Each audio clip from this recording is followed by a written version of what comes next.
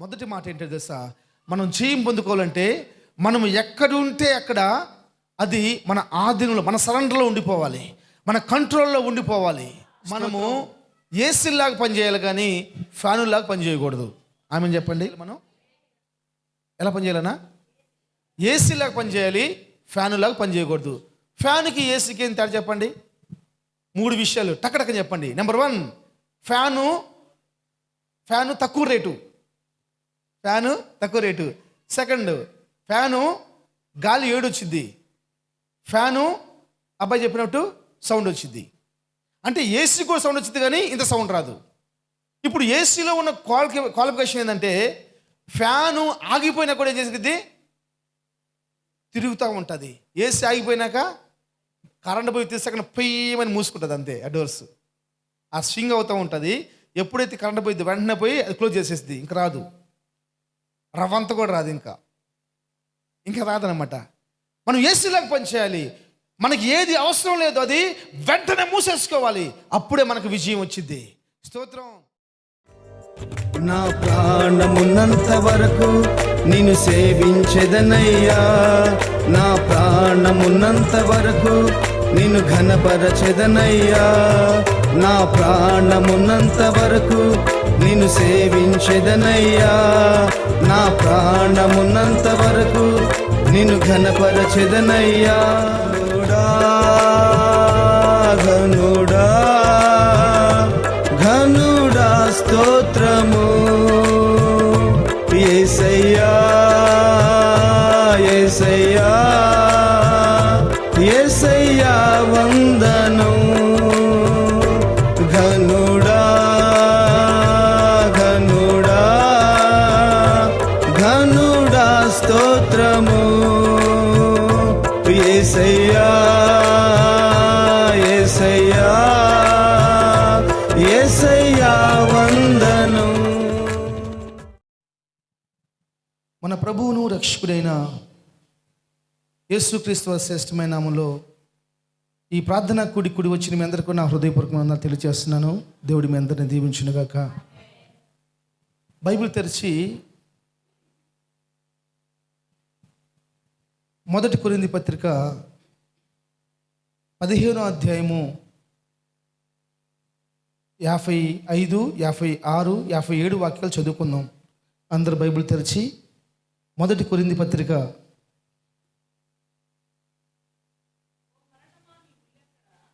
అందరు బైబిల్ తీసుకున్నారా? ఓ మరణమా నీ ముల్లెక్కడా? ఓ మరణమా నీ విజయం ఎక్కడా? ఓ మరణమా నీ ముల్లెక్కడా? మరణపు ముళ్ళు పాపము, పాపమునకున్న బలము ధర్మశాస్త్రమే అయినను మన ప్రభువైన యేసుక్రీస్తు మూలముగా మనకు జయము అనుగ్రహించుచున్న దేవునికి స్తుతి కలుగునుగాక. చిన్న ప్రార్థన. మహాపరిశుద్ధుడైన తండ్రి, ప్రేమ నమ్మకం కలిగిన మా యేసు ప్రభువా, నిజంగా ఈ వారము మమ్మల్ని సంతోషపరిచారు. మా ఉపవాసములు వ్యర్థం కాలేదని, మా విశ్వాసములో ఇంకా ముందుకు పోయి కృపను అనుగ్రహించారు. నా బిడ్డలందరినీ మీరు సమకూరుస్తూ వస్తున్నందుకే మీకు స్తోత్రాలు. ఈ సమయంలో వాక్యాన్ని మేము ధ్యానం చేయబోతుండగా పరలోక మోటలో నీ కృపలో నా నోటికి అందించమని, వాక్యమునకు వ్యతిరేకంగా పనిచేస్తున్న ప్రతి దురాత్మక శక్తుల్ని కృపతో బంధించమని, మహిమ గద్ద కీర్తి ప్రభావాలు మీరే పొందమని యేసు నామములో ప్రార్థన చేస్తున్నాను తండ్రి, ఆమేన్. హల్లెలూయా. జాగ్రత్తగా మీ తలలో నా వైపు ఎత్తేసి కొన్ని విలువైన మాటలు నేర్చుకోవాలని, వినాలని, వాటి ప్రకారం జీవించాలని సేవకుడిని తెలియజేస్తున్నాను. మన ఇండియా దేశంలో 150 కోట్ల మంది ప్రజలు ఉన్నారు. ఎంతమంది ప్రజలు ఉన్నారు? 150 కోట్ల మంది ప్రజలు ఉన్నారు. 227 దేశాల్లో అతి అధికమైన జనాభా కలిగిన దేశంలో మనది 2వ దేశం. ఈ దేశంలో లెక్కల ప్రకారం రోజుకి 11 నుంచి 1200 మంది ఆత్మహత్యలు చేసుకుంటున్నారు, సూసైడ్లు చేసుకుంటున్నారు. రోజుకి 11 నుంచి 1200 మంది ఆత్మహత్యలు చేసుకుంటున్నారు. ఎందుకు ఆత్మహత్యలు చేసుకున్నారని చెప్పేసి అని రోజుకి ఎందుకు ఆత్మహత్యలు చేసుకున్నారని చెప్పేసి అని కొంతమంది లెటర్లు రాసి పెట్టేవాళ్ళు ఉంటారు, కొంతమంది ఆ ఫోన్లో మాట్లాడి రికార్డ్ చేసి పెట్టేవాళ్ళు ఉంటారు, కొంతమంది డైరీలో రాసుకునే వాళ్ళు ఉంటారు. ఇవన్నీ దొరికిన వారు లెక్క చూసుకుంటే 11 నుంచి 1200 మంది ఉన్నారు. ఇంకా దొరకని వారు ఎంతమంది ఉన్నారో మనకు తెలియదు. కారణం ఏంటి అని ఆలోచించినప్పుడు వారి జీవితము ఓటమి. నేను భార్య దగ్గర ఓడిపోయాను కొంతమంది, నేను భర్త దగ్గర ఓడిపోయాను కొంతమంది, నేను కుటుంబంలో ఓడిపోయానని కొంతమంది, నా వ్యాపారంలో లాస్ వచ్చిందని కొంతమంది, నాకు ఉద్యోగం రాలేదని కొంతమంది, నేను నల్లగా ఉన్నాను పెళ్లి కలదని కొంతమంది, నేను అధికంగా లావుగున్నాను అని కొంతమంది, నేను సన్నగా ఉన్నానని కొంతమంది, చదువులో ఫెయిల్ అయిపోయానని కొంతమంది, రకరకాలుగా మాకు సక్సెస్ లేదని, మాకు జయము లేదని 1100 మంది కాడ నుంచి 1200 మంది వరకు దగ్గర రోజుకి చనిపోతూ వస్తూ ఉన్నారు. ఈరోజు దేవుని సేవకుడికి నేను చెప్తున్న మాట ఏంటంటే, దేవుని బిడ్డలుగా మనకు విజయం ఉండాలి. విజయము నీ కాళ్ళ కింద ఉండాలి. నేను ప్రార్థన చేస్తున్నప్పుడు ప్రభు నాతో మాట్లాడాడు, ప్రభు ఈ పునరుద్ధానపు ఆరాధనలో మీ బిడ్డలకి ఏం వాక్యం బోధించమంటామంటే, ఆయన చెప్పిన విషయం ఏంటంటే, ఈ సంవత్సరం నా బిడ్డలకి నేను విజయాన్ని ఇస్తున్నానని చెప్పమన్నాడు. స్తోత్రం. జయాన్ని ఇస్తున్నానని చెప్పమన్నాడు. స్తోత్రం.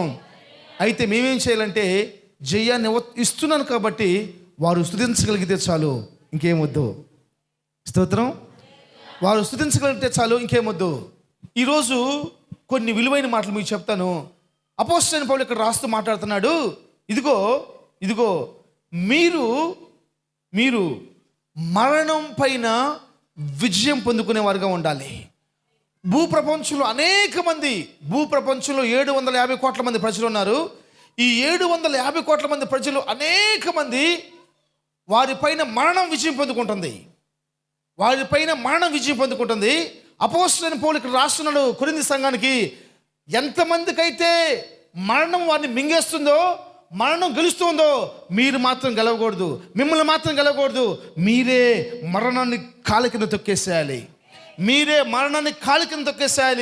మీరు చెప్పండి, మరణమా నీ విజయం ఎక్కడ, మరణమా నీ ముళ్ళెక్కడ అని మీరు చెప్పండి, అని మీరు మాట్లాడండి. మీరు మాట్లాడుతూ ప్రభు స్తుతించగానే, ప్రభువుని స్తుతిస్తూ ఉండగానే మరణం పైన దేవుడు మీకు జయమిస్తాడు. మరణం పైన దేవుడు మీకు విజయమునిస్తాడు. స్తోత్రం. చాలామంది దేవుడు ఎందుకు కావాలంటే, అక్కడ ఒక మాట రాస్తాడు 15వ అధ్యాయంలోనే 18 వచ్చిన చదవండి, 18-19 వాక్యాలు చదవండి. అంతేకాదు క్రీస్తునందు జాగ్రత్తగా రండి. 19 వచ్చిన, ఈ జీవిత కాలం మట్టుకే మనము క్రీస్తునందు నిరీక్షించు వారమైన ఎడల మనుషులందరికంటే దౌర్భాగ్యులమై ఉందుము. ఇక్కడ ఏం చెప్తున్నాడంటే, ఈ జీవితం మట్టికే మనం యేసు క్రీస్తునందు విశ్వాసం ఉంచినట్లయితే ప్రపంచం అందరికంటే కూడా, మనుషులందరికంటే కూడా మనం దౌర్భాగ్యులము అంటున్నాడు. అంటే అర్థం ఏంటంటే, ఈరోజు చాలామందికి దేవుడు ఎందుకు కావాలంటే, ఆరోగ్యం కోసం దేవుడు కావాలి, ఆస్తి కోసం దేవుడు కావాలి, కోర్టుల కేసు నుంచి విడిపించబడటం కోసం దేవుడు కావాలి, పెళ్ళిళ్ళు కావటం కోసం దేవుడు కావాలి, మంచి ఉద్యోగాల కోసం దేవుడు కావాలి, మెడికల్ సీట్ల కోసం దేవుడు కావాలి, వారు చేయనిది జయం పొందుకోవడం కోసం దేవుడు కావాలి. కానీ పరలోకం కోసం దేవుడు వద్దు. అందుకనే ఈ జీవిత కాలం నీకు ఏది కావాలో దాన్ని నువ్వు పొందుకోవాలని ఆశపడుతున్నావు కాబట్టి, దానికోసం నువ్వు ఇంట్రెస్ట్ చూపిస్తున్నావు కాబట్టి నీ జీవితంలో విజయము ఆగిపోతుంది. మరొక్కసారి చెప్తున్నాను, ఇవన్నీ మనకు కావాలి. హాస్పిటల్లో అంటే రోగం విషయమై జయం కావాలి, అప్పుల విషయమై జయం కావాలి, పెళ్ళిళ్ళ విషయమై జయం కావాలి, కోర్టుల కేసుల విషయమై జయం కావాలి, రకరకాలుగా ఎన్నైతే ఉన్నాయో వాటన్నిటిపైన విజయం కావాలి. దానికంటే ప్రాముఖ్యంగా పరలోకంలో ఉండటానికి విజయం కావాలి మనకి. స్తోత్రం. అట్టివారు మాత్రమే శ్రేష్టమైన వారు, అట్టివారు మాత్రమే యోగ్యమైన వారు. దేవుని సంఘమా, దేవుని స్వరక్తమిచ్చి సంపాదించబడ్డ దేవుని సంఘమా, ఈరోజు నువ్వు ఆలోచించు. నీ కుటుంబంలో కానివ్వండి, నీ జీవితంలో కానివ్వండి, విజయం వచ్చేంతకు పోరాడాలి. విజయం వచ్చేంత వరకు పోరాడాలి. పోరాడే లిస్టులో ఉండిపోయేసేసి ఆగిపోవటం కాదు. ఒక పరుగు పందెంలో ఆల్మోస్ట్ 8 నుంచి 12 మంది పాల్గొందులు పంచుకుంటారు. 8 నుంచి 12 మంది నేను అనుకుంటున్నాను. ఒక క్రికెట్ మ్యాచ్లో 24 మంది పాల్గొందులు పంచుకుంటారు. అయితే 24 మందిలో ఒక్కళ్ళకే మ్యాన్ ఆఫ్ మ్యాచ్ వచ్చింది. పరుగు పందెంలో ఒక్కళ్ళకే బహుమానం వచ్చింది.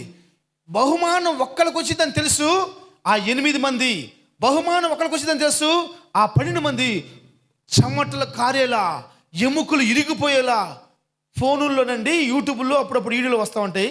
అవి చూస్తుంటే ఈ మధ్యకాలంలో ఒక బ్రదరు బహుగా పోరాడండి అని మాట్లాడుతూ ఒక వీడియో పెట్టాడు. ఆ వీడియో ఏందని చూస్తే నేను కొంతమంది పరిగెత్తుంటాను పడండి, ఈ ఎముకలు ఇలా ఇరిగిపోతున్నాయి, కాళ్ళు ఐ జంపులు చేస్తూ ఉన్నప్పుడు చేతులు ఇరిగిపోతున్నాయి, నడులు ఇరిగిపోతున్నాయి, మెడలు వంగిపోతున్నాయి. ఆ 12 మందిలోను, ఆ 10 మందిలోను, ఆ 8 మందిలోను ఒక్కళ్ళకే బహుమానం వచ్చిందని, ఒక్కళ్ళకే జయం వచ్చిందని వాళ్ళు ఎరిగి ఉండి కూడా వాళ్ళు ఎముకలు ఇరిగేలాగా ప్రయాసపడుతూ ఉన్నారు. వాళ్ళు రక్తం కారేలాగా ప్రయాసపడుతూ ఉన్నారు. ఈ లోకంలో తుప్పు పట్టిపోయి, సిలువు పట్టిపోయి, చెమటలు తినేసే మెడల్స్ కోసము, పథకాల కోసము వాళ్ళు ప్రాణాలకు తెగించి పోరాడుతూ ఉంటే, క్రైస్తవుడిగా యేసుక్రీస్తు ప్రభువుగా దేవుడు మనం అంగీకరించి మారు మనసు పొంది రక్షించబడి బాప్తిస్మం తీసుకొని ప్రభు యొక్క శరీరమును, ప్రభు యొక్క రక్తమును త్రాగుతున్న మన జీవితంలో ఇంకెంత శ్రేష్టంగా మనము పరుగు పందెంలో పాలు పందులు పంచుకొని ప్రాణార్పణగా పోయిబడాలి. స్తోత్రం. హల్లెలూయా. అందుకని అపోస్తలుడైన పౌలు 4:16 రాస్తూ మాట్లాడతాడు.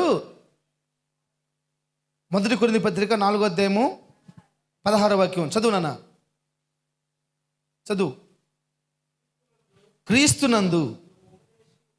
క్రీస్తు సువార్త ద్వారా మిమ్మల్ని కంటిని, మీరు నన్ను పోలి నడుచుకొనవలనని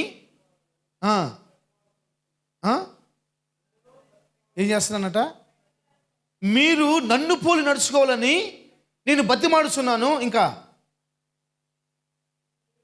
ఇందు నిమిత్తము ప్రభువునందు, జాగ్రత్తగానండి, చాలా ప్రాముఖ్యమైన మాట, ప్రభువునందు ప్రియుడును నమ్మకమైన నా కుమారుడగు తిమోతిని మీ దగ్గరికి పంపిస్తున్నాను. అంటే నెంబర్ 1, ఈరోజు కొన్ని విలువైన మాటలు చెప్తాను.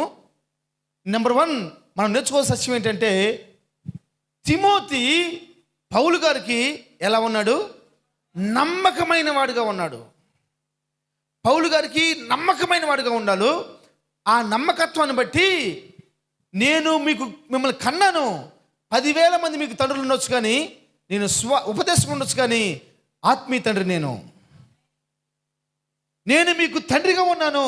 మీరు నాకు ప్రియమైన కుమారులుగాను నమ్మకస్తులుగా మీరు మార్చబడాలి. అప్పుడు మీకు నిశ్చయంగా విజయము మీ కాళ్ళ దగ్గరికి వచ్చింది, మీ ఇంటి దగ్గరికి వచ్చింది. మీరు ఎక్కడుంటే అక్కడ విజయం వచ్చింది. అంతే స్నామంలో మీరు ఎక్కడుంటే అక్కడ విజయం, మీరు చేయదంతా సఫలమైపోయింది. స్తోత్రం. హల్లెలూయా. మొట్టమొదటి మనం మరణం మీద విజయం పొందుకోవాలి. మరణం మీద విజయం పొందుకోవాలి. స్తోత్రం. నేను ఒక 3 మాటలు చెప్తాను. ఈ విజయాన్ని పొందుకోవాలంటే ఇజ్రాయేల్ జీవితంలో మనం కొన్ని విషయాలు నేర్చుకోవాలి. వారిని చూసినప్పుడు కొన్ని విషయాలు నేర్చుకోవాలి. మీరు బైబిల్ తెరిచి యెహోషువ గ్రంథము 2వ అధ్యాయము 1వ వాక్యాన్ని చదువుకుందాం. నువ్వు జయం పొందుకోవాలంటే ఒక 3 విషయాలు మనం నేర్చుకుందాం ఇజ్రాయేల్ జీవితాల నుంచి. యెహోషువ గ్రంథము 2వ అధ్యాయము 1వ వచనం. నూను కుమారుడును యెహోషువ ఏగులు వారైన 2 మనుషులను పిలిచి, మీరు పోయి ఆ దేశమును ముఖ్యముగా ఎరుకోను చూడుడని వారితో చెప్పి షిత్తీము వద్ద నుండి వారిని పంపాను. ఇప్పుడు నాకు చూడండి, బైబిల్ అలాగే పెట్టుకోండి, నేను అక్కడే మీకు ఆ మాటలో నేను చెప్తాను. నెంబర్ 1, వీరు ఎరుకోకి వెళ్తున్నారు, ఎరుకోని వేగు చూస్తానికి వెళ్తున్నారు. వేగులు వారు అని చెప్పారు, కానీ ఈ వేగులు వారు పేరు ఎందుకని తెలియదు. వేగులు వారు పేరు ఎందుకు మాత్రం తెలియదు. ఈ షిత్తీము నుంచి ఎరుకోకి 8 కిలోమీటర్ల దూరం. ఈ షిత్తీము నుంచి ఎరుకోకి 8 కిలోమీటర్ల దూరం. ఈ 8 కిలోమీటర్లని యెహోషువ ప్రార్థన చేసేసి 2 నమ్మకస్తులను పంపిస్తున్నాడు, 2 ఏగుల వారిని పంపిస్తున్నారు. 40 లక్షల మందిలో ఈరే శ్రేష్టమైన వాళ్ళు. స్తోత్రం, స్తోత్రం. 40 లక్షల మందిలో వీళ్ళిద్దరే శ్రేష్టమైన వాళ్ళు. వీళ్ళిద్దరు ఇప్పుడు ఎరుకోకి వెళ్ళిపోయారు.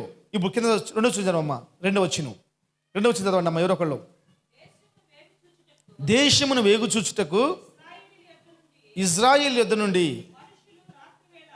మనుషులు రాత్రి వేళ ఇక్కడికి వచ్చిరని ఎరుకో రాజుకిన పడింది. అక్కడ పై వచ్చి చదువుకుంటే రహస్యముగా యెహోషువ పంపించాడు. చదువు. షిత్తీము వద్ద నుండి ఎలా పంపించాడంట? రహస్యంగా పంపించాడు. ఈ ఏగులు వారు అర్ధరాత్రి పూట మేడగదిలోకి వెళ్ళిపోయారు. ఎవరి కాడికి? రాహేబు యేసు కాడికి వెళ్ళిపోయారు. వీళ్ళు వచ్చిన సంగతి రహస్యంగా వెళ్ళారు. రహస్యంగా వెళ్ళిన సంగతి రాజుకి ఎలా పడింది? జ్ఞాపం చేసుకోవాలి. మీ విజయాన్ని ఏ విధము చేత నాశనం చేయాలని నీకంటే బహుబలంగా సాతానుగాడు ఎదురు చూస్తూ ఉన్నాడు. నీకంటే సాతానుగాడు బహుబలంగా ఎదురు చూస్తూ ఉన్నాడు. యెహోషువ రహస్యంగా పంపించాడు. వాళ్ళు రాత్రిపూట వెళ్ళిపోయారు. వాళ్ళు వెళ్ళిన రాత్రే ఎరుకో రాజుకి వర్తమానం తెలిసిపోయింది. వీళ్ళు ఎక్కడికి వెళ్ళి తెలుసా? ఎక్కడికి వెళ్ళారు అబ్బాయి? రాహాబ్ అనే వేశ్య. ఇప్పుడు మొట్టమొదట మనం విజయం పొందుకోవాలంటే మనమున్న స్థలము మన ఆధీనంలో ఉండాలి. మొదటి మాట ఏంటో తెలుసా? మనం జయం పొందుకోవాలంటే మనం ఎక్కడుంటే అక్కడ అది మన ఆధీనంలో, మన సరెండర్లో ఉండిపోవాలి, మన కంట్రోల్లో ఉండిపోవాలి. స్తోత్రం. మనము ఏసీలాగా పనిచేయాలి, కానీ ఫ్యానులాగా పనిచేయకూడదు. ఆమెను చెప్పండి. ఎలా పనిచేయాలి? మనం ఎలా పనిచేయాలన్నా? ఏసీలాగా పనిచేయాలి, ఫ్యానులాగా పనిచేయకూడదు. ఫ్యాన్కి ఏసీకి ఏం తేడా చెప్పండి, టకటకని చెప్పండి. 3 రైట్, 3 విషయాలు టకటకని చెప్పండి. నెంబర్ 1, ఫ్యాను తక్కువ రేటు. సెకండ్, ఫ్యాను గాలి ఏడొచ్చింది. ఫ్యాను అబ్బాయి చెప్పినట్టు సౌండ్ వచ్చింది. అంటే ఏసీ కూడా సౌండ్ వచ్చింది, కానీ ఇంత సౌండ్ రాదు. ఇప్పుడు ఏసీలో ఉన్న క్వాలిఫికేషన్ ఏంటంటే ఫ్యాను ఆగిపోయినా కూడా ఏం చేసేది? తిరుగుతూ ఉంటుంది. ఏసీ ఆగిపోయినాక కరెంట్ పోయి తీసాక పొయ్యమని మూసుకుంటుంది, అంతే. ఆ డోర్స్ ఆ స్వింగ్ అవుతూ ఉంటుంది. ఎప్పుడైతే కరెంట్ పోయింది వెంటనే పోయి అది క్లోజ్ చేసేస్తుంది. ఇంకా రాదు, రవ్వంత కూడా రాదు, ఇంకా రాదనమాట. మనం ఏసీలాగా పనిచేయాలి. మనకి ఏది అవసరం లేదు అది వెంటనే మూసేసుకోవాలి. అప్పుడే మనకు విజయం వచ్చింది. స్తోత్రం. ఫ్యానులాగా తిందామా వద్దా, తాగుదామా వద్దా, చూద్దామా వద్దా, అన్నీ ఉన్నామా ఆదామం వల్ల మోసపోతాం, అంతే. మనం టక్కుని మూసిపోయేవాళ్ళంతే. మొట్టమొదటి మాట నేను చెప్తున్నాను, మనము జయం పొందుకునే వారిగా మార్చబడాలంటే ప్రతిదీ మన స్వాధీనంలో ఉండిపోవాలి, ప్రతిదీ మన అండర్లో ఉండిపోవాలి. ఇప్పుడు వీళ్ళు ఎక్కడికి వెళ్ళిపోయారు? యోగుల వారు వేసి దగ్గరికి వెళ్ళిపోయారు. వేసి దగ్గరికి వెళ్ళిపోతే వేసులు చేసే పని ఏంటంటే ఎవరినైనా కవ్విస్తాయి. మీరు చదవద్దు, సామెత్ర గ్రంథం 6వ అధ్యాయంలో చదువుకుంటే వేసి యొక్క ఆ కార్యకలాపాలు మొత్తం అక్కడ రాస్తుంటాయి. ఈ వేసులు డబ్బు కోసము ఎవరినైనా కవ్విస్తాయి. ఎలాంటి వాళ్ళైనా వాళ్ళకి అనవసరం, వాళ్ళతో పాపం చేసి డబ్బును సంపాదించుకోవాలని చూస్తూ ఉంటారు. స్తోత్రం. అలాంటి ప్రాంతంలోకి వెళ్ళి ఆ ప్రాంతాన్ని వాళ్ళు స్వాధీనపరుచుకున్నారు. మా స్తోత్రం.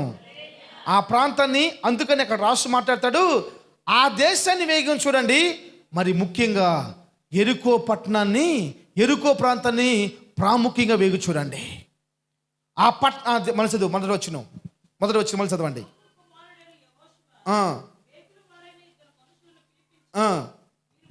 మీరు పోయి ఆ దేశమును, ఏ దేశమునమ్మా? ఆ దేశమును ముఖ్యముగా ఎరుకోను చూడాలి. అంటే ఏంటో తెలుసా, మీ గురి దేని ఉన్నదో తెలుసా? మీరు ఎక్కడ నిలబడుతున్నారో అది మన స్వాధీనంలో ఉన్నప్పుడు మాత్రమే మనం జయం పొందుకునేవారుగా మార్చబడతాము. స్తోత్రం, హల్లెలూయా. నేను చెన్నైలో ఉన్నప్పుడు నాకు ఒక సిమెంట్ షాప్ అని తెలుసు, నికలాస్ కూడా తెలుసు, నా క్లోజ్ ఫ్రెండ్స్ ఉన్నారు. అయితే 2011-12 సంవత్సరాలు, 2011-12 సంవత్సరాలు ఆ సమయంలో రామ్కో సిమెంట్ వాళ్ళు, అల్ట్రాటెక్ సిమెంట్ వాళ్ళు, కోరమండల్ సిమెంట్ వాళ్ళు, ఇలా కొన్ని సిమెంట్ కంపెనీ వాళ్ళు ఏం చేశారంటే ఒక ఆఫర్ పెట్టారు. ఏం ఆఫర్ పెట్టారంటే, ఎవరైతే ఒక సంవత్సరానికి ఒక టార్గెట్ ఇస్తారు, ఇంత టార్గెట్ కనుక రీచ్ అయితే ఆ టార్గెట్ రీచ్ అయిన వాళ్ళని మేము ఫ్రీగా బ్యాంకాక్ కానివ్వండి, సింగపూర్ కానివ్వండి, మలేషియా కానివ్వండి టూరుకు పంపిస్తామని చెప్పేసి అని పంపించారు. మరి ఇక్కడ అలాంటి ఉన్నాయో లేవో నాకు తెలియదు, ఇక్కడ అలాంటి పద్ధతులు ఉన్నాయో లేవో నాకు తెలియదు. కానీ ఆ దినాల్లో అక్కడ 2011-2012 సంవత్సరంలో పెట్టారనమాట. పెడితే నా ఫ్రెండ్ అమత్తులో ఒక ఫ్రెండ్ ఉన్నాడు, ఆయన దానికి అగ్రి అయిపోయాడు. నేను కూడా తీసుకున్నాను, కానీ మన కుదరదు కాబట్టి ఆ కార్డుని ఇచ్చేసాను, రివర్స్ ఇచ్చేసాను. తర్వాత ఆయన ఏం చేశాడంటే దానికి సెలక్షన్ అయిపోయాడు. దాంతోపాటు అన్నానగర్లో పక్కన ఒక బ్రదర్ ఉన్నారు, అతను కూడా సెలక్షన్ అయిపోయారు. వీళ్ళిద్దరు కలుసుకునేసి బ్యాంకాక్ టూరు. ఏ ఊరు టూరు? Bangkok tour. బ్యాంకాక్ మొత్తము తిరిగారు, చూశారు, ఎంజాయ్, చాలా బాగుందని చెప్పి అనుకున్నారు. జాగ్రత్తగా నాకు వెళ్ళానండి, చాలా బాగుందని చెప్పి అనుకున్నారు. అయిపోయినాక వాళ్ళు ఇక 3 daysలో వాళ్ళు రిటర్న్ అవ్వాల్సిన సమయంలో అక్కడ ఒక వ్యాపారవేత్త వీళ్ళు కలిసేసేసి ఇతను ఇండియా దేశానికి సంబంధించిన వ్యక్తి, బహుశా కలకత్తానో అదేదో ప్రాంతం అయింది. అయితే హిందీ, ఇంగ్లీష్ తెలుసు కాబట్టి వాళ్ళు మాట్లాడుకుంటూ చెప్పిన సంగతి ఏంటంటే, నిజంగా మీరు ఈ ఒక్క సంవత్సరంలో ఇంత టార్గెట్ పూర్తి చేయగలిగారా? నిజంగా మీరు కనుక ఇంత టార్గెట్ కనుక పూర్తి చేయగలిగితే మీకు ఒక బెస్ట్ ఆఫర్ ఇస్తాను. ఇక్కడ ఒక బిగ్గెస్ట్ ప్రాజెక్ట్ ఒకటి ప్రారంభించబోతున్నాం. ఎక్కడ? బ్యాంకాక్లో బిగ్గెస్ట్ ప్రాజెక్ట్ ఒకటి ప్రారంభించబోతున్నాము. ఆ ప్రాజెక్ట్కి ఇలాగే వర్క్ చేసే ఒక టీం కావాలి. మీరు కనుక మనిషికి 12 లక్షలు కట్టగలిగితే ఒక సంవత్సరంలో 1,50,00,000 మీకు వచ్చేలాగా నేను చేస్తానని చెప్పి అన్నాడు. మనిషికి 12 లక్షలు కట్టగలిగితే 1,50,00,000 రూపాయల లాభం. మీరు 5 పైసలు కూడా పనిచేయాల్సిన అవసరం లేదు, చెమట పడాల్సిన అవసరం లేదు.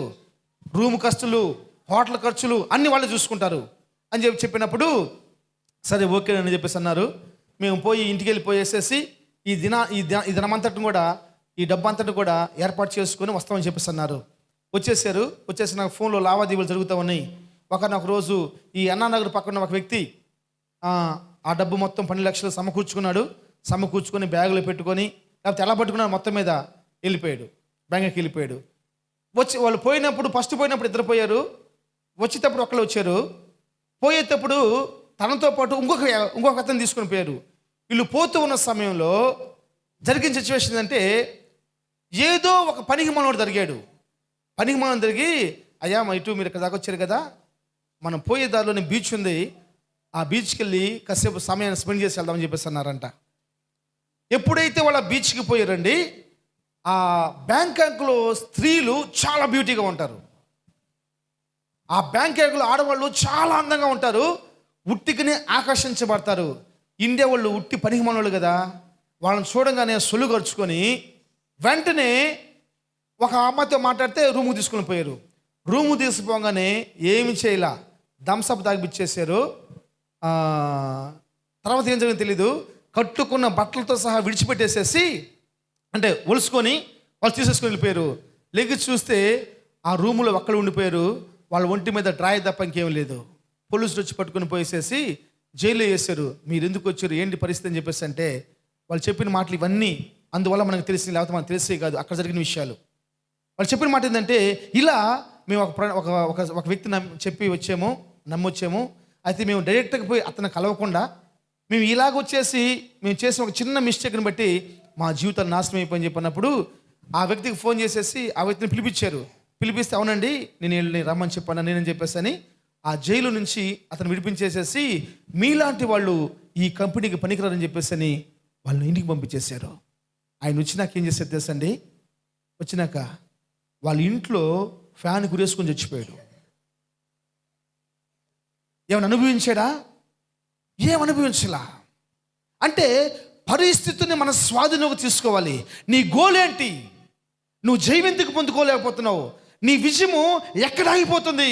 అందుకనే పౌలు మాట్లాడుతున్నాడు, ఏ మరణమా నీ ముళ్ళు ఎక్కడా?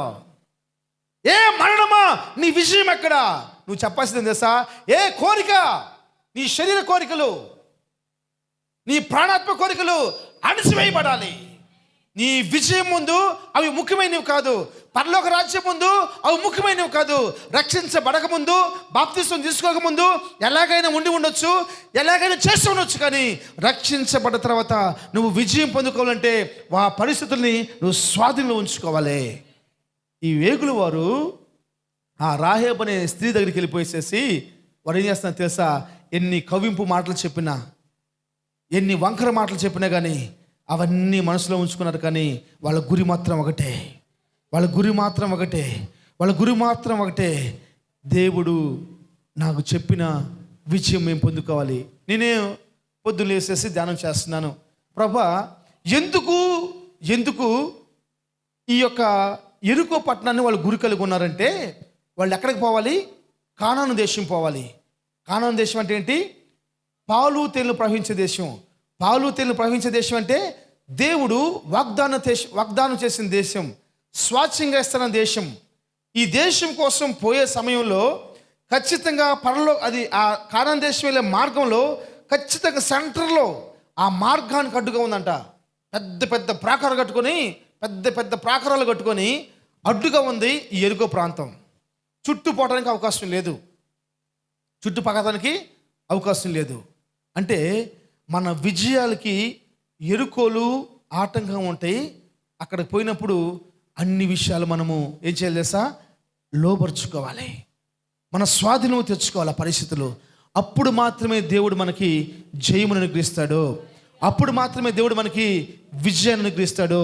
స్తోత్రం, హల్లెలూయా, హల్లెలూయా. దేవునికి సావుకుడని చెప్పే మాటని చేస్తా ఈ మధ్యాహ్నకాల సమయంలో. మీరు విజయం పొందుకోవటానికి ఆ విజయం మార్గంలో కొన్ని ఎరుకో లాంటి పరిస్థితులు ఉంటాయి. అవి నేను చెప్పలేను. ఎందుకంటే నువ్వు పోతున్నప్పుడు ఆ ఎరుకో లాంటి పరిస్థితుల్ని నువ్వే కూల్చుకొని నువ్వు వెళ్ళిపోవాలి. స్తోత్రం. నువ్వేం చేసిన అవసరం లేదు. నువ్వు ప్రభువుని నమ్ముతున్నావా? నువ్వు నిశ్చయంగా కనుక ప్రభువుని నమ్మితే ఆ అడ్డొచ్చిన పరిస్థితుల్ని నువ్వేం చేసిన అవసరం లేదు. స్తోత్రం, స్తోత్రం, స్తోత్రం, స్తోత్రం, స్తోత్రం, స్తోత్రం, స్తోత్రం, స్తోత్రం. అట్ట తిరగటమే, ఏం చేయొద్దు. చెయ్యికి మట్టి అంటనేవాడు, చెయ్యికి మట్టి అంటనేవాడు. స్తోత్రం. నిజంగా ఒకసారి మీరు ఆలోచించండి. నేను మన శుద్ధికర కుటికలో చెప్పాను మీకు, రక్షించబడ్డ వారిని బట్టి ఎరుకో ప్రజలకు ఎలా ఉంది? భయం కలుగుతుంది, ధైర్యం చెడిపోతుంది, గుండె నీరు అయిపోతుంది. ఇప్పుడు వాడు ఎటు సచ్చినోడు, వాడు బలహీనుడు. అమ్మా నేను దగ్గర చూడండి, వాడు ఎటు బలహీనుడు అనుకో, నేను బలవంతుడిని, నేను చిన్న లక్కీ ఉన్నారు అనుకో, చిన్న లక్కీ నన్ను చూడంగానే ఇది ఇంకా అవసరమైతే ఇది. ఇప్పుడు వాడిని కొట్టడానికి ఎందుకు ఎటు తిరగాలి? నెడితే పోతాడు కదా. వాడు భయపడుతున్నాడు, ధైర్యం చెడిపోయింది, గుండె నీరైపోయింది. ఇలాంటి పరిస్థితుల్లో వాళ్ళు ఉన్నప్పుడు అయితే అయినా నువ్వు ముట్టాల్సిన అవసరం లేదు. అయినా వాడికి ఎదురుకుపోయినా కానీ ఎవ్వడు వాడి ముందు నిలవలేడో. ఇజ్రాయేల్ ముందు వారు నిలవలేరు. స్తోత్రం. అయితే ఆ ప్రాకారాలు మాత్రం కోల్చలేరు. జాగ్రత్తగానండి. ఎరుకోలో ఉన్న మనుషులను చంపడం ప్రాముఖ్యం కాదు, ఎరుకో గోడలను కూల్చడం ప్రాముఖ్యం. ఎరుకోలో మనుషులు అడ్డు కాదు. ఏమడ్డు? వాడి విజయానికి ప్రాకారాలు అడ్డు. ఆ ప్రాకార కూరలంటే నువ్వు చేతులు జేబులు పెట్టుకొని దాని చుట్టూ తిరగటమే. స్తోత్రం, స్తోత్రం. ఇంతే. మనం ఏం చేస్తామంటే మనం జయం లేకపోవడం ఒక కారణం ఏంటంటే కొన్నిసార్లు మనం చేసే పని ఏంటంటే తెలుసా, మన పరిస్థితుల చుట్టూ తిరుగుతూ ఉంటాం. కానీ ప్రభువు మాట నమ్మి ఆ పరిస్థితుల చుట్టూ తిరగటం కాదు, కానీ ఆ పరిస్థితుల్ని కూల్చివేసి జయం పొందుకునేవారుగా మనం మార్చబడాలన్న సత్యాన్ని నువ్వు గ్రహించుదువుగాక. ఆమేన్. హల్లెలూయా, హల్లెలూయా. జయము వెంబడి జయం మనం పొందుకోవాలి. కృప వెంబడి కృప మనం పొందుకోవాలి. మొట్టమొదట మనం జయం పొందుకోవాలంటే ఏం చేయాలి? ఆ పరిస్థితులు మనం ఏం చేయాలా? మన స్వాధీనం తీసుకోవాలి. రెండోది అది శ్రేష్టమైన మాట. 2వ అధ్యాయము 3వ అధ్యాయము యెహోషువ గ్రంథం 3వ అధ్యాయము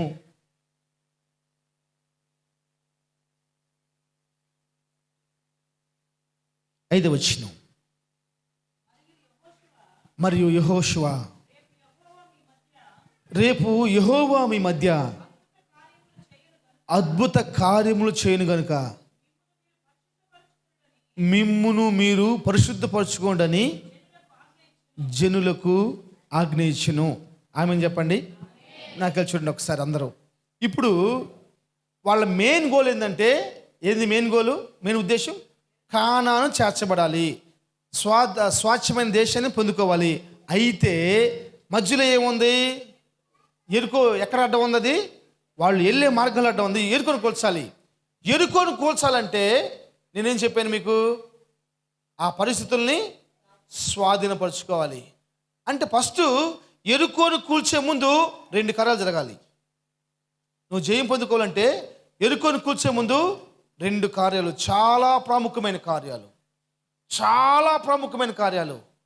2 కార్యాలు జరగాలి. నీ జయానికి నువ్వు ఇది ఇంటూ ఉండగానే దేవుని జీవితంలో ఈ కార్యం చేస్తాడు. నువ్వు జయం పొందుకోవడానికి 2 కార్యాలు. ఫస్ట్ ఏం తెలుసా? నిన్ను నీవు పరిశుద్ధపరచుకోవాలి. ఇది సీక్రెట్. దేవుడు ఇజ్రాయెల్ ప్రజలకు ఇచ్చిన సీక్రెట్. అంటే 40 సంవత్సరాలు నాటేయలేదు, కోత కొయ్యలేదు, కుప్పేయలేదు, కుప్పు నొరపలేదు, బట్టలు చినగలేదు, చెప్పులు తెగిపోలేదు. పొద్దున్నే రావాల్సిన ఆహారం వస్తుంది, సాయంత్రం రావాల్సిన ఆహారం వస్తుంది. మారా లాంటి చెరువులు మధురంగా మార్చబడిపోతున్నాయి నీళ్లు తాగటానికి. వాళ్ళకు తక్కువైంది ఏది లేదు.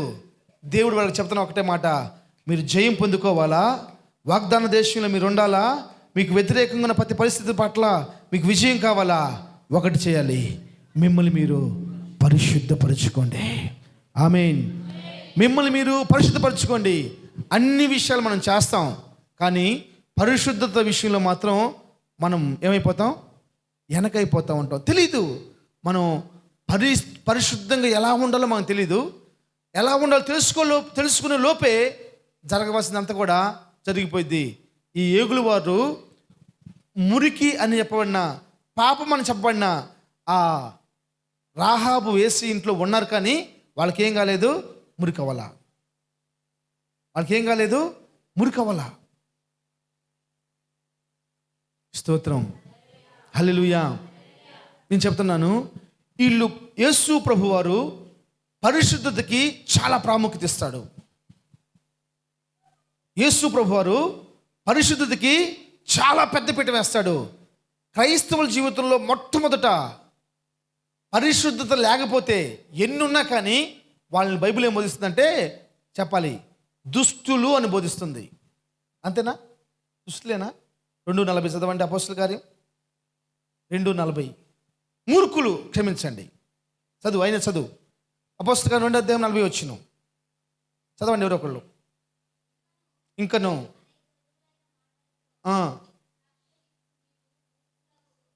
ఎవరమ్మా? ఎవరైతే పరిశుద్ధంగా జీవించలేరో వారి పట్ల బైబిల్ బోధిస్తున్న మాట ఏంటంటే మూర్ఖులు, మూర్ఖ స్వభావం కలిగిన వాళ్ళు. స్తోత్రం, హల్లెలూయా. ఈ పరిశుద్ధులు ఆశీర్వించబడతాం, లోకానికి ఆశీర్వాదం. మూర్ఖులు దీవించబడటం లోకానికి శాపం. జాగ్రత్త వినాలి. ఎందుకు నీతిమంతులు దీవించబడాలి, పరిశుద్ధులు దీవించబడాలంటే నీతిమంతులు దీవించబడితే దేశానికి ఆశీర్వాదం, మూర్ఖులు దీవించబడితే దేశానికి శాపం, దేశానికి నాశనం. స్తోత్రం, హల్లెలూయా. అందుకనే దేవుడు రాజులు ఇచ్చిన ఆదినాల్లో శ్రేష్టమైన రాజులు ఇచ్చాడు. ఆ శ్రేష్టమైన రాజుల ద్వారా సంవత్సరాలు దేశం మీదకి నెమ్మది వచ్చేసింది. ప్రైజ్ ది లార్డ్, హల్లెలూయా. వారు వీరులై శూరులై ఉండి కూడా ప్రభు నిమిత్తము కన్నీరు కార్చేవారుగా ఉన్నారు. నాకు చూడండి నాన్న, హల్లెలూయా. మనం విజయం పొందుకోవాలంటే మొట్టమొదటిగా మనం చేయవలసిన శ్రేష్టమైన విషయం ఏంటి తెలుసా? పరిశుద్ధత కలిగి ఉండాలి. పరిశుద్ధత కలిగి ఉండాలి. ఈరోజు యవనస్తురాళ్ళు చాలా త్వరితంగా పరిశుద్ధతను కోల్పోతున్నారు. చాలా త్వరితంగా. మొన్న నేను మాట్లాడుతూ చెప్పాను, వీళ్ళకి ఎట్లా బుద్ధి లేదు అని అడుగుతున్నారు నన్ను. ఎందుకు ఇలా తప్పులు చేస్తున్నారు, ఎలా బుద్ధి లేదంటే, అమ్మా నువ్వు తప్పు అట్లా అనకూడదమ్మా. వాళ్ళ తప్పు కాదు, సాతాను గాడు వాళ్ళని ప్రేరేపిస్తున్నాడు. వాడు చాలా మంచోళ్ళు, మనమందరం కూడా చాలా మంచివారం అండి. అందుకని ప్రభు నిన్ను పుట్టక ముందే నీ కోసం చనిపోయాడు. ఆమేన్. నువ్వు పుట్టక ముందే, నిన్ను పుట్టించక ముందే ప్రభు నీ కోసం ప్రాణం పెట్టాడు. వాక్యం ఇలాగ బోధిస్తుంది, మనం ఇంకనూ పాపులమై ఉండగా దేవుడు మన కోసము చనిపోయాడు. మనం ఇంకనూ దేవుని ఎరుగని వారమై ఉండగానే మన కోసం చనిపోయాడు. ముస్లిమ్స్ కోసము, హిందూస్ కోసము, విగ్రహారాధికుల కోసము, భూమి పైన ఉన్న ప్రతి జనాంగం కోసము ముందుగానే దేవుడు చనిపోయాడు. ఎందుకు తెలుసా? You are is beautiful, you are is good holiness man. చాలా చాలా చాలా చాలా పరిశుద్ధమైన స్త్రీవి, పరిశుద్ధమైన పురుషుడివి నువ్వు. స్తోత్రం. అయితే నీ పరిశుద్ధతని సాతానుగాడు నీకు తెలియకుండానే పరిశుద్ధతను కాస్త, ఆ మంచి వాటర్ని కాస్త మురికి వాటర్గా చేసేస్తామన్నాడు. ఆ మంచి వాటర్ని కాస్త మురికి వాటర్గా చేసేస్తున్నాడు. దేవుని సేవకు నేను చెప్తున్నాను, నేను చెప్పడానికి చాలా ఎగ్జాంపుల్స్ నాకు ఉన్నాయి, కానీ నేను చెప్తాను, నాకు సమయం లేదు. ఏ విషయాల్లో నువ్వు పరిశుద్ధత లేకుండా ఉంటున్నావో నువ్వు ఆలోచించుకో. స్తోత్రం. ఒకే మాట చెప్తాను, పరిశుద్ధత ఎలా వస్తుందంటే, చెప్పండి పరిశుద్ధత ఎలా వచ్చిందమ్మా? ఒక మాట చెప్పండి, పరిశుద్ధత ఎలా వచ్చింది? పరిశుద్ధత ఎలా వచ్చిందంటే, రావురు సంధ్య, పరిశుద్ధత ఎలా వచ్చిందంటే పరిశుద్ధులతో సహవాసంలో ఉంటేనే వచ్చింది. ఆమె చెప్పండి, పరిశుద్ధుల సహవాసంలో ఉంటేనే పరిశుద్ధత వచ్చింది. స్తోత్రం, హల్లెలూయా. పొద్దున చికెన్ తెద్దామని చెప్పేసి ప్రశాంత్ బాబు నేను ఇద్దరం వెళ్తా ఉన్నప్పుడు కొన్ని మందిరాల్లో ఆల్రెడీ ఆరాధన జరుగుతూ ఉన్నాయి. ఆ మందిరాల పేరు చెప్పాల్సిన నాకు అవసరం లేదు. కొన్ని మందిరాలు మేము రిటర్న్ అయిపోయేకి వదిలిపెట్టి వస్తూ ఉన్నారు. చాలామంది ఆడవాళ్ళు ఉన్నారు, మగవాళ్ళు కనపడతలేదు. అసలు మగవాళ్ళు ఎవరు ఉన్నారని చూస్తే పెద్ద వయసు కలిగిన వాళ్ళు 2-3 ఉన్నారు. ఒక 200 మంది ఆడవాళ్ళు ఉంటారు. పెద్ద వయసు కలిగిన వాళ్ళు 2-3 ఉన్నారు. యవనస్తులు మాత్రం అండి ఒక 20 మంది యవనస్తులు గేటుగాడే కుక్కల్లా కాపలా కాస్తున్నారు. నిజం అమ్మా, కుక్కల్లా కాపలా. ఇంకేం లేదు. ఇంకా మనోళ్ళు ఉన్నారు చూసావా, వీళ్ళు అమ్మలక్కలు వీళ్ళు ఎట్లా వెళ్తున్నారు, ఎక్కడ కూర్చొని కన్నుగోర పట్ల మొత్తం వెళ్ళిపోయారు. ఒక్క పిల్లవాడు కూడా లేడు అక్కడ. ఇంకా వామ్మో, వాయ్యో యేసయ్యా. అందుకనే ప్రభు చెప్తాడు, సొదొమ గొమొర్రా ప్రాంతాలు వార్వదగినాయి. ఈ దినాల్లో పాపం ఎలా ఉందో తెలుసా? సొదొమ గొమొర్రా ప్రాంతాలు పాపం గురించి బోధించిన వాళ్ళు లేరు. ఆ దినాల్లో పాపం గురించి బోధించిన వారు లేని దినాల్లోనే సొదొమ గొమొర్రాల మీద అగ్ని కురిపిస్తే, అగ్ని గంధకాలు కురిపిస్తే ఈ రోజు కూడా మొక్క మొలవలేదే. ఈ రకంగా సువార్త ప్రకటించబడుతుండగా బైబిలు మాటలు ఒక్క రోజుకి తక్కువ అనుకుంటే 1,00,000 లైవ్ ఫోకలు ఇస్తున్నారండి క్రైస్తవ సేవకులు. 1,00,000 లైవ్ ఫోకలు ఇస్తూ ఉన్నారు. ఇంత వాక్యము ఏమైపోతుంది? ఇంత వాక్యం ఏమైపోతుందండి? మొన్న పాస్టర్ గారితో మాట్లాడుతూ ఉన్నాను. ఆ పాస్టర్ గారు చెప్తున్నాడు, నెల్లూరు పాస్టర్ గారితో, ఒక బ్రదర్తో మాట్లాడుతున్నాను. ఆయన చెప్తున్నాడు, ఆయనకి ఇద్దరు రెండిళ్ళు ఉన్నాయంట. ఆయన ప్రార్థన చేసిన ప్రతి ఒక్కసారి రెండిళ్ళ కోసం ప్రార్థన చేయాలంట. చేపలు తీసుకొస్తే అక్కడ 2 కేజీలు, ఇక్కడ 2 కేజీలు. చికెన్ తీసుకొస్తే అక్కడ 2 కేజీలు, ఇక్కడ 2 కేజీలు. చీరలు కొంటే 2 చీరలు. నేను అన్నాను, అయ్యా ఒక్క ఇంటికే చీర కొనిలేదని చెప్పేసి మమ్మల్ని కొడుతున్నారయ్యా. ఆ మహానుభావుడు ఎట్లా చేస్తున్నారు అర్థం కావట్లా. స్తోత్రం. ఇంకేముంటుంది అక్కడ? నేను చెప్తున్నాను, మీరు విజయం పొందుకుందరుగాక. మీరు విజయం పొందుకోవాలంటే ప్రాముఖ్యమైంది మీరు పరిశుద్ధత కలిగి ఉండాలి. క్రైస్తవులుగా మనం మించిన వాళ్ళు లేరండి. రక్షించబడిన వాళ్ళుగా మనం మించిన వాళ్ళు లేరండి. అందుకని నేను చెప్తున్నాను, మన బిడ్డలు ఎలా ఉండాలి? గ్రీన్ పెన్ను పెట్టుకొని తిరగాలి. గ్రీన్ పెన్ను ఎవరికాడైతే గ్రీన్ పెన్ ఉంటుందో, మన నికోలాస్ మేము ఒకసారికి వెళ్ళాం, ఎవరికాడైతే గ్రీన్ పెన్ ఉంటుందో వాడు ఇటు వెళ్తూ ఉంటాడు అంతే. వాడి పక్కన 10 మంది ఇటు ఇంతే, ఇంకేం లేదు, పోతూ ఉంటారు, తిరుగుతూ ఉంటారు. ఇంకంతే. మన బిడ్డల చుట్టూ అనేక మంది తిరగాలంటే మనం పరిశుద్ధులుగా మార్చబడాలి, మనం నీతిమంతులుగా మార్చబడాలి, మనం పోరాడే యోధులుగా మార్చబడాలి. మన బిడ్డలకి మనం ఒక మంచి జీవితాన్ని ఇద్దాం. మహేష్, మన బిడ్డలకి మనం ఒక మంచి జీవితాన్ని ఇవ్వాలంటే మనం పరిశుద్ధులుగా ఉండాలి, మనలో లోపం లేని వారిగా ఉండాలి. మీకోసం విజయము కాసుకొని ఉంది. మీరు పలికిందే విజయం, అంతే, ఇంక తిరుగులేదు అంతే. మీరు అడుగుడి, తట్టుడి, వెతుకుడి, ఇది వాగ్దానం అంతే మనకి.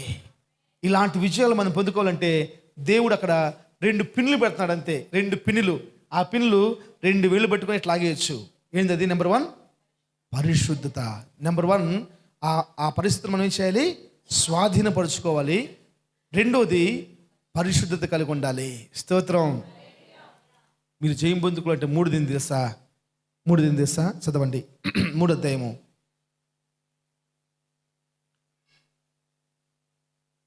15-16 వచనాలు చదవండి.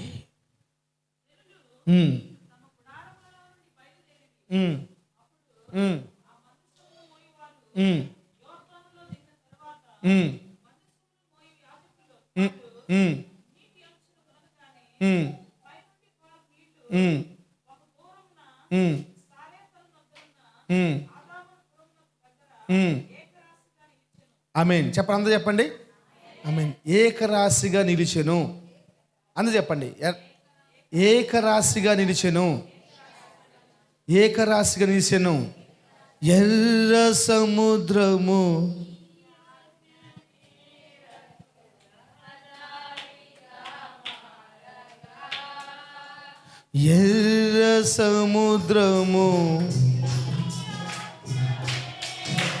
రహదారిగా మారగా దాటిరే నీ జనులు బహుక్షేమముగా. ఆ జలములలోనే శత్రు సైన్యము, ఆ జలములలోనే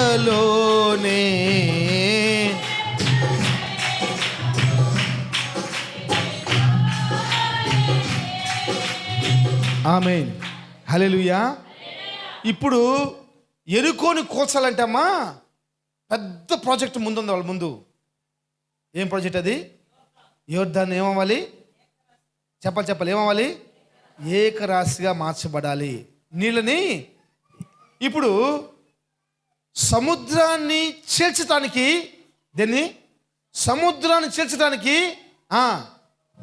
పరిశుద్ధత అవసరం లేదు. అక్కడ పరిశుద్ధత అవసరం లేదు. ఎందుకంటే పరిశుద్ధత గురించి వాళ్ళకి తెలియదు. వాళ్ళు సముద్రం తీర్చబడిపోయింది.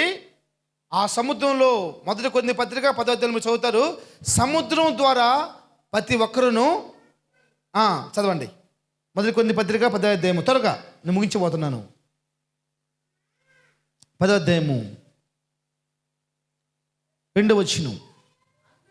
అందరూ మోషేను బట్టి మేఘములోను సముద్రములోను, ఆమె చెప్పండి, ఎక్కడమ్మా సంధ్య? మేఘములోను సముద్రంలో ఏమయ్యారు? అంతకుముందు ఎందుకు అవసరం లేదు?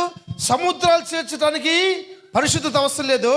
యోర్ధానులు ఏకరాశిగా మార్చబడాలంటే ఏం కావాలి? పరిశుద్ధత కావాలి. కారణం ఏంటంటే వాళ్ళు సముద్రంలో మేఘములో ఏం పొందారు? బాప్తిసం. వాళ్ళు సముద్రం అలా వెళ్తూ ఉండగా కొండల్లాగున్న సముద్రపు నీళ్లు వాళ్ళ మీద పడి వాళ్ళు తెలియకుండా అందరూ కూడా బాప్తిసం పొందుకున్నారు. ఈ బాప్తిసం పొందుకున్న వాళ్ళు అలా వెళ్తున్నప్పుడు వాళ్ళకి విజయం కావాలి కాబట్టి ఆ ఎరుకో ప్రాంతానికి వెళ్తున్నారు, విజయం కావాలి కాబట్టి కానాను ప్రాంతానికి వెళ్తున్నారు, వాళ్ళకి విజయం కావాలి కాబట్టి వారు పోయే ప్రతి ప్లేస్ని వారు స్వాధీనంలో ఉంచుకుంటున్నారు. రెండోది వారు ఏం చేస్తారంటే పరిశుద్ధత కలిగి ఉండాలి. ఇప్పుడు అమ్మా ఎట్లా ఉన్నారో తెలీదు, అందుకని మనకు శుద్ధికర కూటికలు పెట్టేది. అందుకనే శుద్ధికర కూటికలు, ఆ శుద్ధికర కూటికలు మనం చేయవలసిన ప్రాముఖ్యమైన విషయం ఏంటంటే మనల్ని పరిశుద్ధపరచుకోవాలి, ఎదుటి వ్యక్తిని క్షమించాలి, ఎదుటి వ్యక్తి కోసం ప్రార్థన చేయాలి. అవి నేర్చుకొని మనల్ని మనం పరిశుద్ధపరచుకొని ప్రభు శరీరమును ప్రభు రక్తమును తిని త్రాగితే నిశ్చయంగా మన ముందు మరణము తల ఉంచేసిద్ది. స్తోత్రం. ఇప్పుడు యోర్ధాను ఏకరాశిగా మార్చబడాలంటే ఏం కావాలి? అమ్మ చెప్పండి, ఏం కావాలి అబ్బాయి? పరిశుద్ధత కావాలి. ఎందుకు పరిశుద్ధత కావాలంటే మీరు ఆలోచించండి. సముద్రం పాయలు చేయటం గొప్పదా, యోర్ధాను ఏకరాశిగా మార్చబడటం గొప్పదని ఆలోచిస్తే మనకు తెలిసిన విషయం ఏంటంటే సముద్రం పాయలు చేయబడటం చాలా సింపుల్ విషయం, యోర్ధాను ఏకరాశిగా మార్చబడటం చాలా గొప్ప విషయం అది. ఎందుకంటే ఇప్పుడు చూడండి, నది ఏది? నీళ్ళు వస్తూ ఉంటాయి, అయిపోయి ఎక్కడ నదిలో నీళ్ళు ఎక్కడ కలవాలి? సముద్రం కలవాలి. అది పొలాలు పండించుకునే కాలం, ఆ కాలంలో ఇంకా విరివిగా వస్తాయి అంటే వాటర్. ఆ వాటర్ వస్తూ ఉన్నప్పుడు ఒక గోడ కట్టామనుకోండి, నువ్వు గోడ ఎంత కట్టినా కానీ అది వస్తూనే ఉంటుంది, నువ్వు ఎంత కట్టినా కానీ అది వస్తూనే ఉంటుంది. ఎంత దూరం కట్టాలో ఆలోచించండి. ఒకసారి మీరు ఇమేజ్ చేసుకోండి, ఒకసారి ఆలోచించండి. ఎంత పొడుగున యోర్దాన్ నది చాలా వెడల్పు ఉంటుంది, బహు విరివిగా వస్తూ ఉంది. వాళ్ళు యాజకులు కాలు పెట్టగానే అక్కడ ఏమైందంటే అది ఏకరాశిగా మార్చబడిపోయిందంట. అంటే నేను దేవుని సేవ చెప్తున్నాను, పరిశుద్ధత మీరే నమ్మలేని గొప్ప విషయాలు జరిగించింది, నేనే నమ్మలేని గొప్ప విషయాలు జరిగించింది. స్తోత్రం, హల్లెలూయా. యేసు ప్రభు పునరుద్ధానం అవడం గల కారణం ఒకటే, ఆయనలో పాపం లేదు, ఆయన పరిశుద్ధుడు, నా యేసు ప్రభు పరిశుద్ధుడు, ఆయనలో పాపం లేదు. అందుకనే ప్రతి ఒక్క దాని మీద నా దేవుడు విజయాన్ని ఇచ్చేసాడు. పోయిన లాస్ట్ గురువారం బైబిల్ స్టడీలో మనం నేర్చుకున్నాం దేవునికి ఎలాంటి విషయాలు లోబడిపోతూ ఉంటాయి అని చెప్పేసి అని. స్తోత్రం. ఎప్పుడైతే వీళ్ళు పరిశుద్ధత కలిగి ఉన్నారో ఈ పరిశుద్ధ పచ్చబడ్డ వాళ్ళంట పోయి కాలు పెట్టగానే యోర్దాను ఏమైపోయింది? ఏకరాశిగా మార్చబడిపోయింది. నిశ్చయంగా మీకు విజయం వచ్చేసిద్దంతే. అమ్మా, మనకు విజయం కావాలి, మన బ్రతుకుల విజయం కావాలి, మన బిడ్డల విజయం కావాలి, మన కుటుంబాల విజయం కావాలి, మన పరిస్థితుల విజయం కావాలి, మన ఉద్యోగాల్లో విజయం కావాలి, మనం చేయదంతలో మన పరిచర్ల విజయం కావాలి, స్వార్థ పరిచర్ల విజయం కావాలి, ప్రతి విషయంలో విజయం కావాలి. విజయం పొందకపోతే ఆ వ్యక్తి ఏం చేస్తాడు తెలుసా? సూసైడ్ చేసుకుంటాడంతే, ఆత్మహత్య చేసుకుంటాడంతే. స్తోత్రం, హల్లెలూయా. నేను చెప్తున్నాను, ఈ పునరుద్ధాన పర్వతంలో నువ్వు నేర్చుకోవాల్సిన సత్యమైన శ్రేష్టమైన విషయం ఏంటంటే మనం విజయం పొందుకుందుముగాక, విజయం పొందుకుంటానికి యోగ్యులుగా మార్చబడదుముగాక. ఏం చేయాలి? విజయం పొందుకోవాలంటే 3 మాటలు ఏంటి? ప్రతి పరిస్థితి మనం ఏం చేయాలి? మన స్వాధీనంలో పరుచుకోవాలి. రెండోది పరిశుద్ధత కలిగి ఉండాలి. మూడోది యోర్దాను దాటాలి. ఈ మాట చెప్పాలంటే చాలా సమయం అయింది. యోర్దాను ఏం చేయాలి? దాటాలి. మూడో మాట ఏందమ్మా? యోర్దాను విజయం పొందుకోవాలంటే యోర్దాన్ని దాటాలి. ఈ యోర్దాను దాటితే చాలా కష్టమైన విషయం. ఎందుకంటే యోర్దాను దాటాలంటే మందస్సు మోసేవాళ్ళు కావాలి. యోర్దాను దాటాలంటే మందస్సు మోసేవాళ్ళు కావాలి. దీనిలో మళ్ళీ 3 మాటలు. మందస్సు మోసేవాళ్ళు కావాలి. మందస్సు మోయటం మాత్రమే కాదు, ఆ బహుగా ఇరివిగా ప్రవహిస్తున్న ఆ నది మీద, ఆ యోర్దాను నది మీద కాలు పెట్టేవాళ్ళు కావాలి. మూడో విషయం చేసా, ఇజ్రాయెల్ ప్రజలు దాటే అంతవరకు కూడా నది మధ్యలో వాళ్ళు ఎట్టు నుంచోవాలంట. నది మధ్యలో వాళ్ళు ఇలా నుంచోవాలి. మీరు 3వ అధ్యాయం చదువుకోండి, ఇంటికి పోయినాక అక్కడ రాస్తుంటుంది. ఇది చాలా ప్రాముఖ్యమైన అంశం. స్తోత్రం. పరిస్థితులు మీ స్వాధీనం ఉంచుకోండి, పరిశుద్ధంగా జీవించండి, యోర్దాను దాటండి. నిశ్చయంగా మీకు విజయాన్ని ప్రభు అనుగ్రహిస్తాడు, నీకు విజయాన్ని అనుగ్రహిస్తాడు. ఈ 2022 సంవత్సరం ఈ వాక్యాన్ని స్వాధీనంలో ఉంచుకో, ఈ వాక్యాన్ని నువ్వు నమ్ము, ఈ వాక్యాన్ని బట్టి ప్రార్థన చెయ్యి. నీ ప్రతి విషయంలో ప్రభు కార్యం జరిగిస్తాడు. ఆమేన్. లేచి నిలబడండి, అందరూ లేచి నిలబడండి, కళ్ళు మూసుకోండి.